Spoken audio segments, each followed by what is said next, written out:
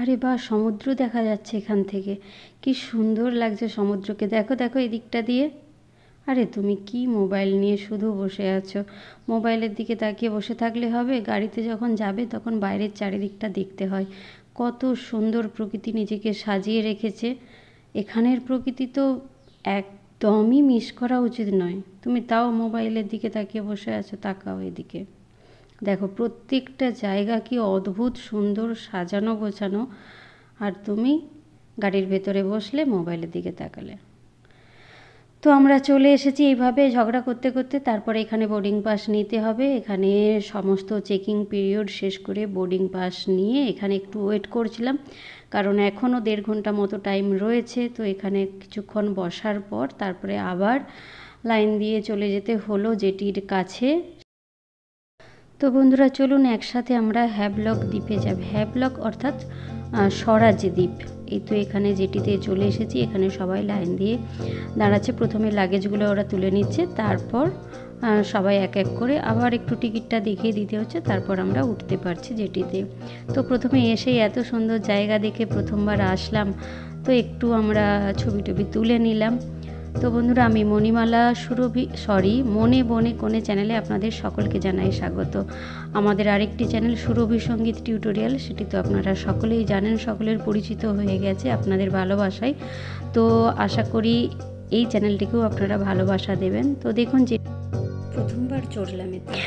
তিনটে পার্টের সিটের লাইন, জানলার ধারে 3টি করে সিট দিয়ে একদম প্রথম থেকে শেষ পর্যন্ত, আর মাঝখানে 2টো পার্টে ভাগ হয়ে গেছে মাঝখানের সিটের লাইনগুলো, কারণ মাঝখানে রয়েছে একদিকে সিঁড়ি রয়েছে ওপরে যাবার, আর মাঝখানে রয়েছে খাবার রেস্টুরেন্ট। তো সেখান থেকে আপনি খিদে পেলে খাবার সংগ্রহ করতে পারেন। আমাদের জানলার ধারে সিট করে নিয়েছি।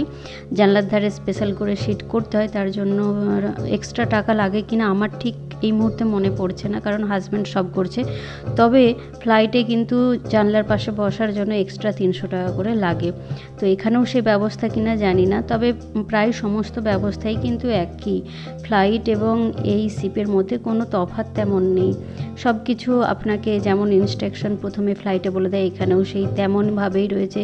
ফ্লাইটেও যেমন আপনি খিদে পেলে খাবার কিনে খেতে পারেন, আবার আগে থেকে বুক করেও রাখতে পারেন, আবার শিপেও ঠিক তেমনই। তবে জানেন, এই সমুদ্র দিয়ে যেতে যেতে উড়ুক্কু মাছ দেখলাম, যেই মাছগুলো উড়তে পারে। কিছু দূর গিয়েই দেখতে পাচ্ছে যে মাছগুলো মাঝে মাঝে উড়ে উড়ে কত দূর চলে যাচ্ছে, তারপরে আবার জলের নিচে নেমে যাচ্ছে। সেগুলোই সামান্য ক্যামেরাতে ধরা পড়ছে না। একটা জিনিস বলি, যে শিপের টিকিট সহজে পাওয়া যায় না, কতদিন আগে থেকে বুক করতে হয়। আর এবার দেখুন কি জানি কি কারণে একদম খালি। পিছনের দিকটা তবুও মোটামুটি রয়েছে, আমাদের এই সামনের দিকটা একদমই নেই। সবাই ব্যস্ত ফটো তোলায়।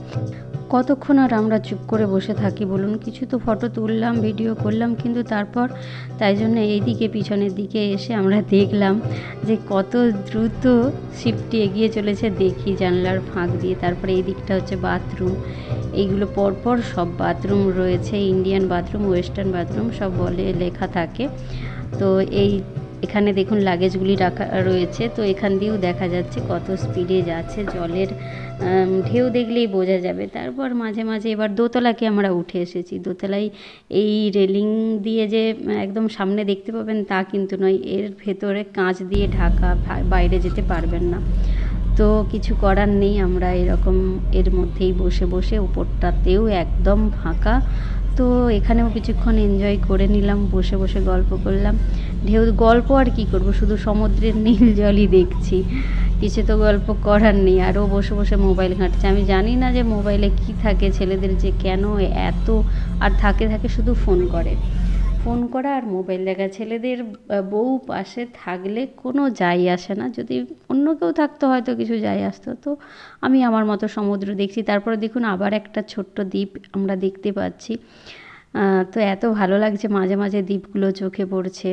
তারপর সেখানে মনে হয় মানুষ বসবাস করে, সেই জন্য ছোট ছোট বোটও আছে, অনেক কিছু দেখা যাচ্ছে। এখানে দেখুন লাল রঙের একটি বোট, তো ওতে করেও কিছু মানুষজন আসছে, এদিকে দেখলাম। আর উড়ুক্কু মাছগুলো তো রয়েছে এন্টারটেনমেন্টের জন্য। নীল জলরাশি দেখতে দেখতে আর উড়ুক্কু মাছ দেখতে দেখতে, দ্বীপ দেখতে দেখতে আমার সময়টা পার করে দিলাম। কিন্তু হাজব্যান্ড মোবাইল দেখে আর ফোন করে সময়টা পার করে দিল। তো যাই হোক, যার যেমন। তারপর রোদের আলো পড়ে ঝিকমিক করছে সমুদ্রের জল, এত ভালো লাগছে। দূর দিয়ে একটা বোট খুব স্পিডে যাচ্ছে। তো প্রায় আমরা চলে এসেছি, দ্বীপটি দেখতেই পাচ্ছেন, এবার পৌঁছেই যাব। এত ভালো লাগলো ওই 1.5 ঘন্টার জার্নি, ভীষণ সুন্দর। পরের দিন কি করলাম পরের ভিডিওতে নিয়ে আসবো, ততদিন পর্যন্ত সঙ্গে থাকুন, ভালো থাকুন।